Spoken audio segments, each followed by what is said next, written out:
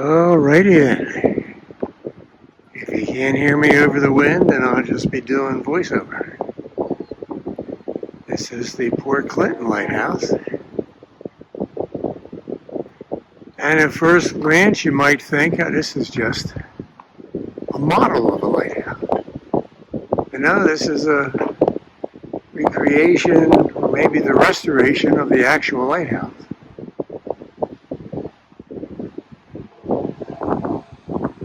And one good thing about the Port Clinton website for the lighthouse is they're going to have a number of videos that I'm going to embed in this video to give you the history of the lighthouse and how they made the recreation of the Fresnel lens, because I think the guy said it went missing, they couldn't find it, so they made a new one.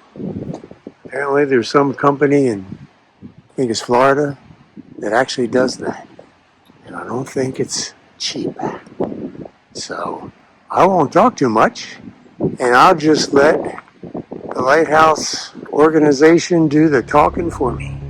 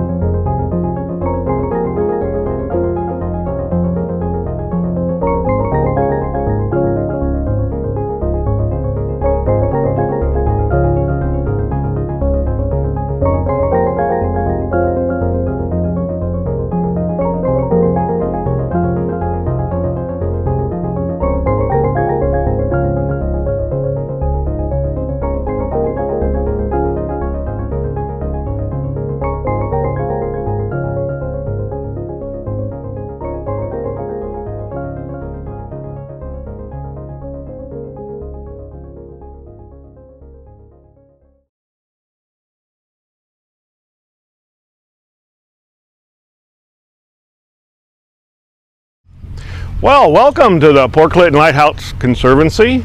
We're here to show off our Port Clinton Lighthouse and talk a little bit about the history of the lighthouse and why it's here, and promote that to you, the public, and maintain it for posterity. This is the second Port Clinton Lighthouse.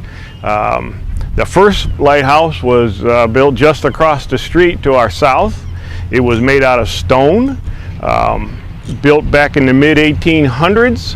The problem was at that time the harbor entrance ran more east and west, and there was a lot of sandbars, and it was difficult for shipping to get in and out of the channel.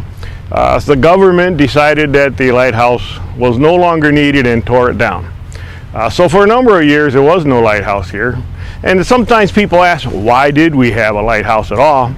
And if you think about it, while today we're known as the walleye capital of the world, and if you look at the traffic coming in and out of the river, you've got Jet Express taking tourists over to the islands, you've got head boats for commercial fishing, sportsmen are out, in and out.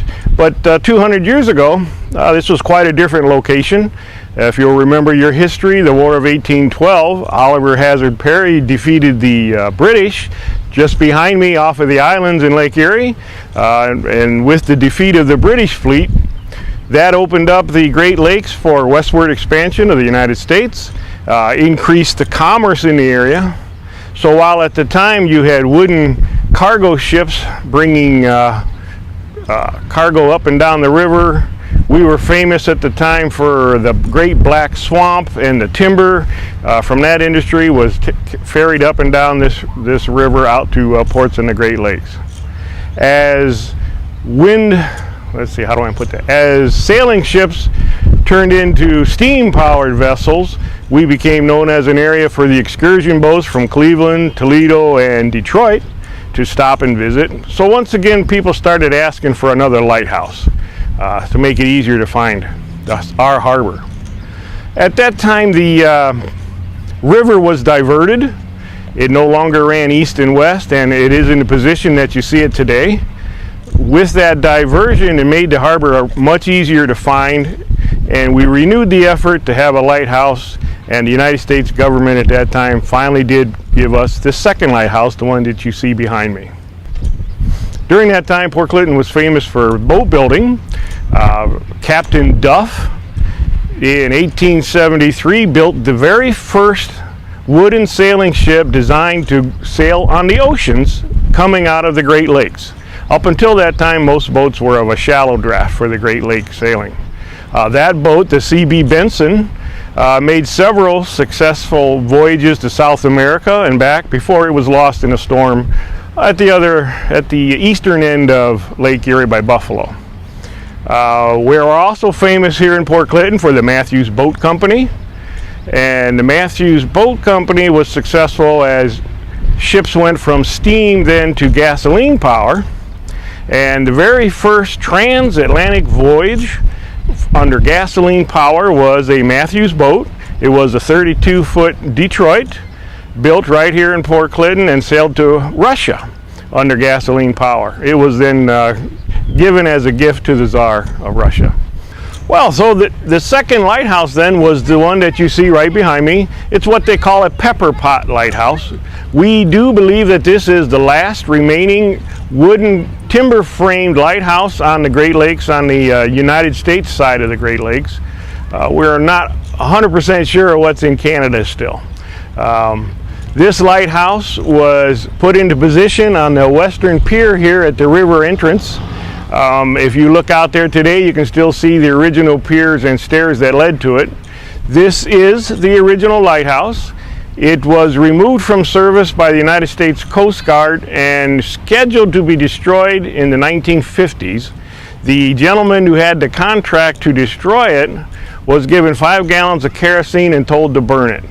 But as he lifted it off of the pier, he took it to his marina just upriver and placed it at the entrance of his marina, and there it sat for all these years.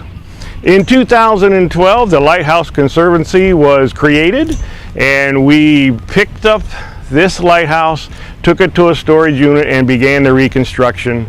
And a group of volunteers spent about 2 years doing that work, and it's been quite a joy to have done it.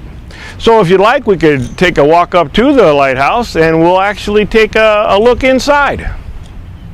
Well, here we are at our 1896 lighthouse. This lighthouse was placed here in 2016, and for the 60 years prior to that, it sat on the ground at the marina just up the river, and it was sort of settling into the mud and had a lot of decay and rot at the base of it. So we spent 2 years doing a full restoration of this lighthouse. We scraped every piece of paint from top to bottom off of it, repaired what was necessary to put it back in order, and in 2016 had a barge, bring it down the river from its facility that we restored it. A crane picked it up off the barge, placed it on a truck. The truck backed it over to here, and we placed it on these new piers that it sets upon and poured the new steps for it, and finally had it in place where we wanted it. So this is our original 1896 lighthouse, fully restored and here for you to see. And if you're ready, we could go on in and take a little look.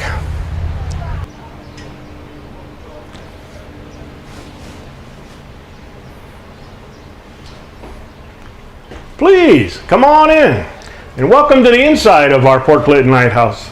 As you can see, it's very small, cozy, not a lot of room in here. It wasn't a very large lighthouse. As a matter of fact, I've had people visiting ask where the other half of the lighthouse is, but this is how it was designed, as a small 2-story lighthouse. As you can see, there's just a few storage cubicles in here, some shelving. Basically, you have to keep in mind that a lighthouse keeper was tasked with visiting daily, lighting the light, being sure it was kept on all night long and through storms. The government did have a log book that he had to maintain, talking all about how he cleaned it and how much kerosene he was using. We do have a bucket down here for the kerosene. These are all period items that we found. Took quite a bit of searching to find some of these things. They are getting rare. But he would get kerosene from a very large kerosene tank outside, bring it in and carry it upstairs to the lamp itself. The original lamp was a kerosene light. It burned red. It was constant. It did not blink. And we'll see that here in just a moment. Other than that, there's just a few items in here. There is a picture of the original lighthouse, the stone one that was across the street. If you don't have any questions, we'll go around up the steps and we'll see the lens itself.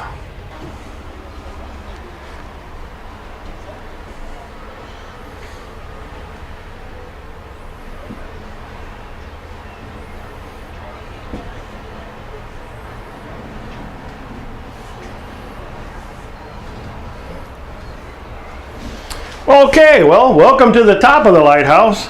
What we have here is a 5th order Fresnel lens. This is a replica of the original. This was made by a company in South Florida, and it is exact. The only difference is, and I'll turn this so you can see it better, is this is now made out of an acrylic instead of the originals would have been made out of glass. This turns only because some lights were meant to blink to warn oncoming shipping, and to blink there was actually a pendulum system just like an old grandfather clock would have had, and as the pendulums moved up and down, this would have swiveled and turned and made that blink. As you can see on the back, this side is not, there's no glass here, so that would have blocked the light and create the blinking that you would see. This light is now electric. It has just a small bulb inside. To replace this on the lake shore, the United States Coast Guard would not allow us to put in either a red light or a blinking light or anything of that sort. So it does meet the Coast Guard aids to navigation. It's listed on all their charts. And that's pretty much it for the light itself. As you can see, this light with the refractory of the light through this lens was supposed to have been seen for 8 miles out into the lake, and this did the job for any incoming shipping. As you can see, you've got quite a nice view out into the water, so take a moment and enjoy it.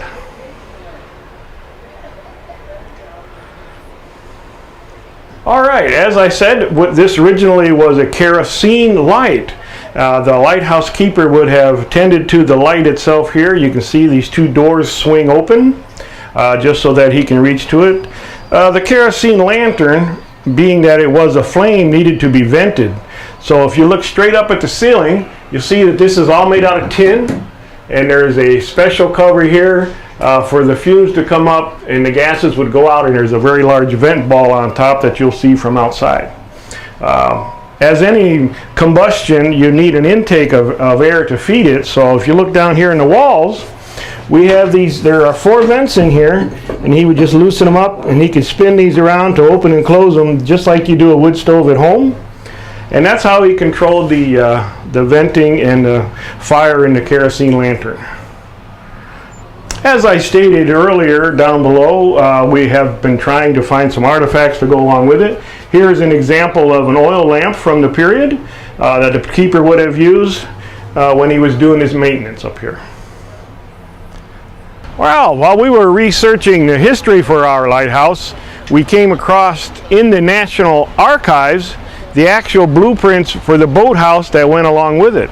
The lighthouse keeper at the time would have rowed across the river from the boathouse each day to the lighthouse to do his service work. The blueprints were used to make an exact replica of that original lighthouse. And as you can see, we actually milled the lumber to the proper dimensions of the time period and created it. And we put that in place here on the pond at Derby Pond in 2018. And inside of that, we sell some gifts, and we also sell the tickets for the tours when available. Well, if you look out here at the twin piers going out into the lake from the mouth of the Portage River, you'll see on the right is the green signal, on the left is the red. Where that red triangle is where the lighthouse sat originally. The original piers and stairs are still out there. If you drive by in a boat, you'll see them. If you look further out into the lake, you'll see the Lake Erie Islands. That's Put-in-Bay, otherwise known as South Bass Island, Middle Bass Island, Isle St. George, Green Island, Rattlesnake Island. There are quite a few others out there. The main island is Put-in-Bay, and where you see the monument sticking up, that is the Perry's Victory Monument. It's a national park on the island to celebrate the peace. It's a peace memorial for the War of 1812, and it's quite interesting if you have the time to go see it. Off to the right is the Catawba Peninsula, and as you can see, we've got a beautiful beach in Port Clinton, so come on up and visit.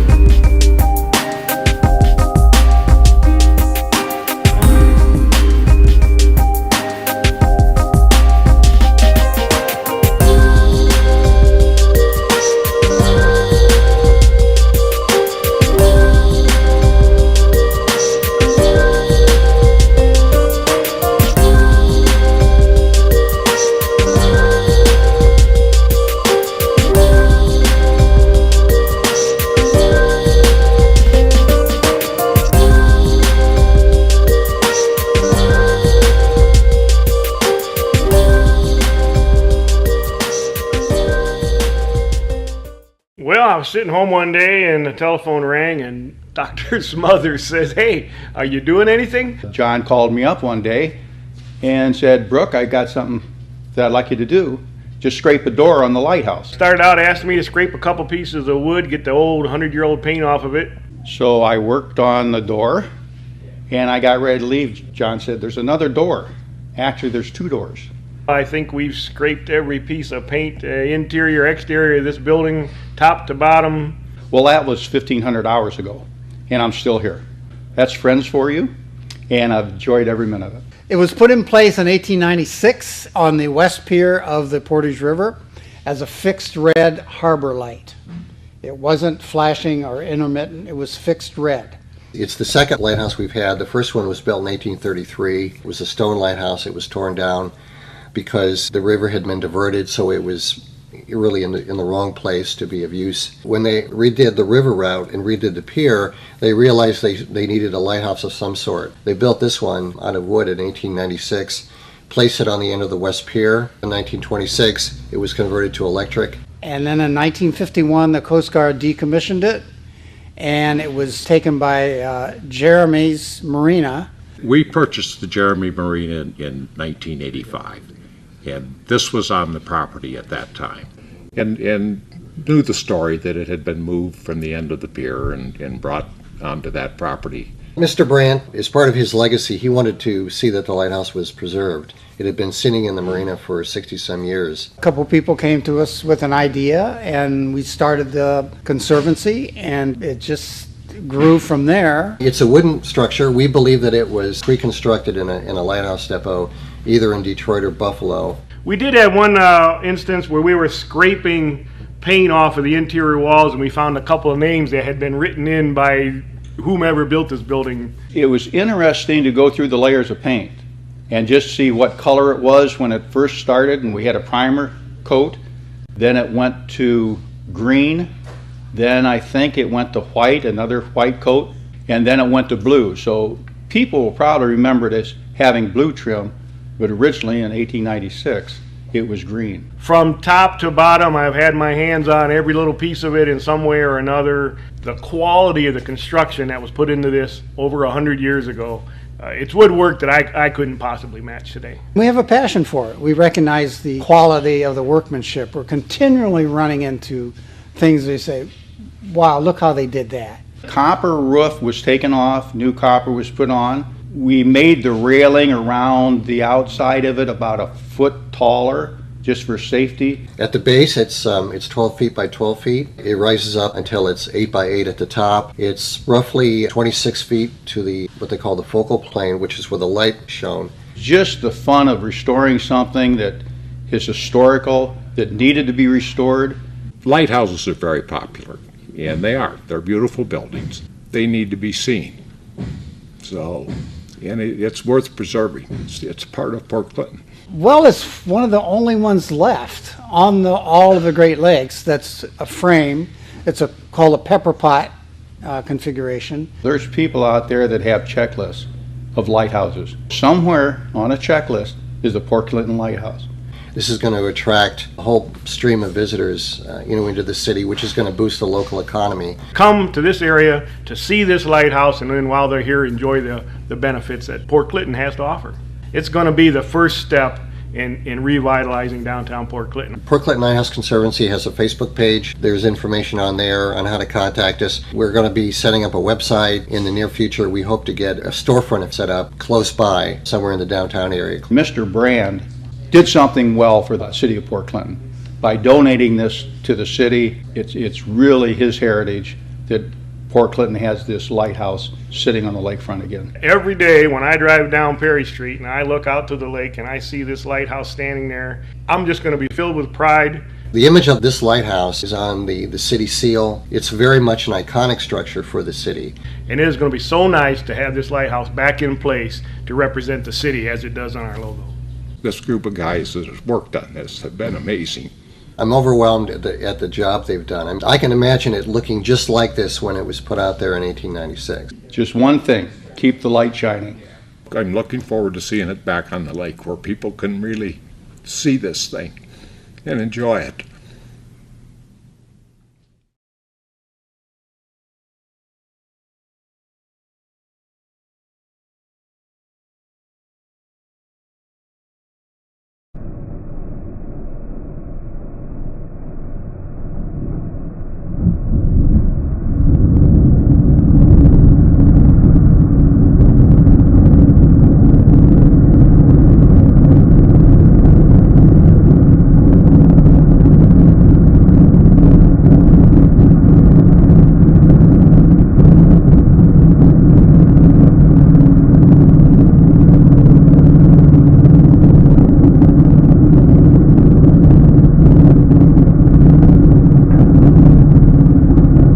This day is significant because it's National Lighthouse Day. August 7th was declared by Congress National Lighthouse Day some years ago, and it's just fortuitously coincidental that we have brought the lighthouse out on this day. Being at a boat yard with a travel lift is a very handy thing. The travel lift has to go in, and that fits right over top of the lighthouse, and the straps go down and underneath the bottom of it. Then it just picks it up. While that's being moved out, we carry the cribbing and blocking out and reassemble that out here.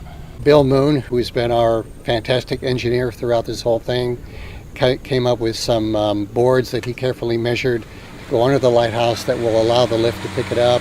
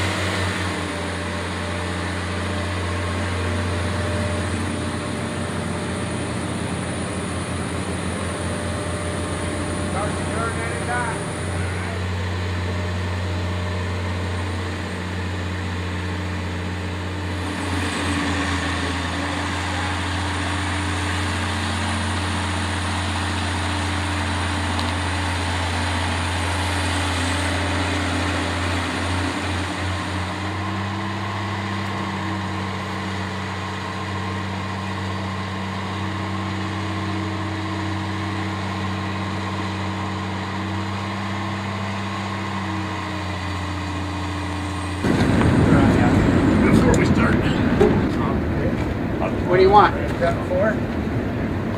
Standing up on the lights, you look straight down there.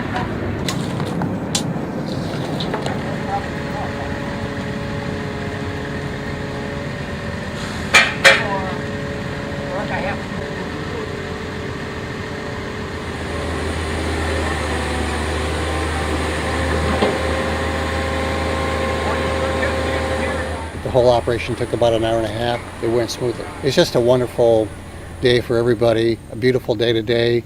This is a big leap forward for us. The lighthouse is now essentially fully restored, and it's ready to be placed out in the park. Because as you look down toward the east, you can look down Perry Street, which is the main street coming east to west through town. And so people driving up Perry Street will see the lighthouse, and it'll be a little teaser for them. I just hope that the city signs off on the paperwork quickly, meets with us to finalize the agreement, so that we can go to the next step, which is to build the foundation and then get the lighthouse in the park, because that's what we all want.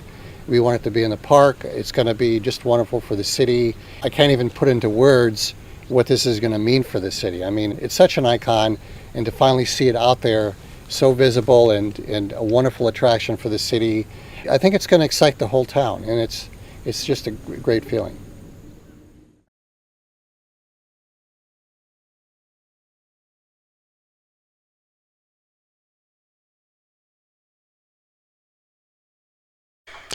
And so the last lighthouse that was on our list to visit for this project is the lighthouse on South Bass Island. Now, of course, there's many more lighthouses along Lake Erie, but as far as our little motorcycle project goes, this was the last one on the list. Now, because it was after Labor Day, there was a high probability that we wouldn't even have been able to access the grounds to walk around, and surely wouldn't have been able to take a tour of the lighthouse. So we'll just talk about it here and look at some pictures and go over its history. And so the Lake Erie Islands are a collection of small islands located in Lake Erie's western basin. The islands were the site of a key naval engagement known as the Battle of Lake Erie That was fought on September 10th, 1813 as part of the War of 1812. Maybe you've heard of it. The battle was commanded by Admiral Hazard Perry, and the famous battle-tested order, "Don't give up the ship," was called out during this battle by the mortally wounded Captain James Lawrence on board his ship, the USS Chesapeake. The next 4 decades saw South Bass Island's popularity increase tremendously. Records show an impressive 15,000 visitors in 1859 alone. The island's heyday truly came in the 1890s when the grand opening of the Hotel Victory occurred in 1892. Unfortunately, like many luxury hotels of that era, Hotel Victory was destroyed by fire in 1919, and the former site and some of the ruins have now been preserved as a Ohio State State Park.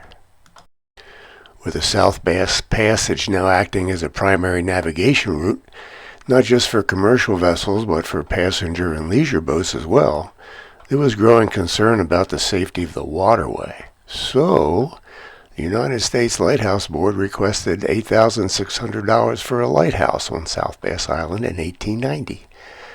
And the government got around to it and approved the appropriated amount on August 18, 1894. So the government purchased 2 acres of land at the extreme southwest tip of the island from Alfred and Mary Parker in 1895 for $1,000.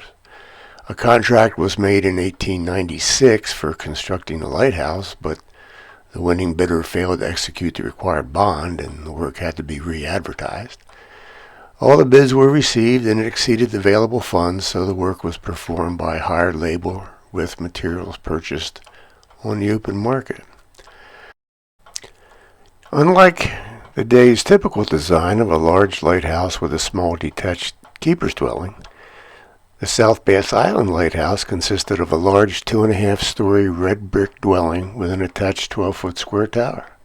The tower stood 45 feet tall when finished, and it was crowned with a 4th-order Fresnel lens that produced a fixed red light through the use of a ruby chimney in its oil lamp. Keeper Harry H. Riley lit the South Bass Island Lighthouse for the first time on July 10, 1897. Under his care, the lighthouse would perform its duty daily during the shipping season, which typically ran from early March through late December. Yes, Lake Erie does freeze over.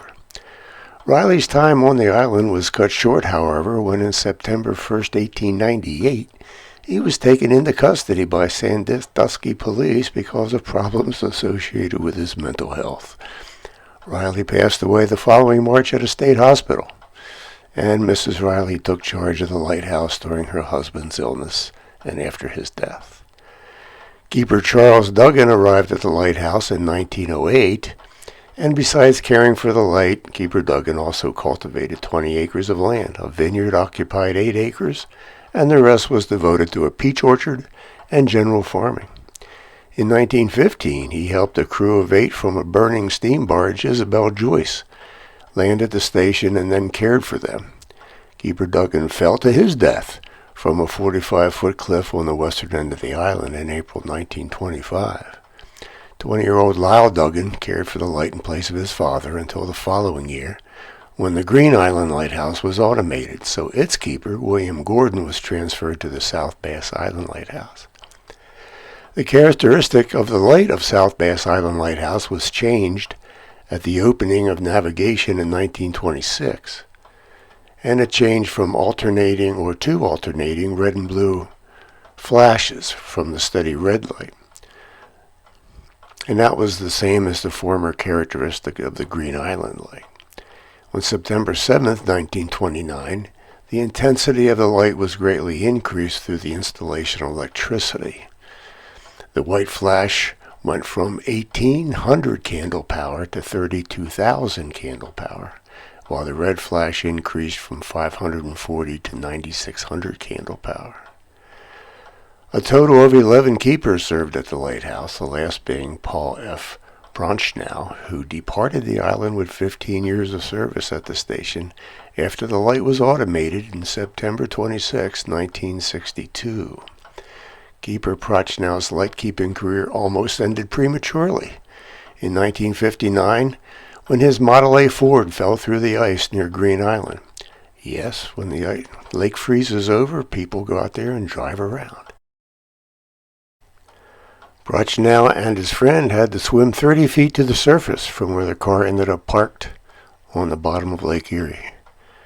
Being a lighthouse keeper does have its hazards. By the time Prochnow's days as keeper on South Bass Island were drawing to the close, technology had changed dramatically. When he retired, the living quarters were put up for rent, and the Coast Guard replaced the lighthouse with an automated electronic light mounted atop that steel tower.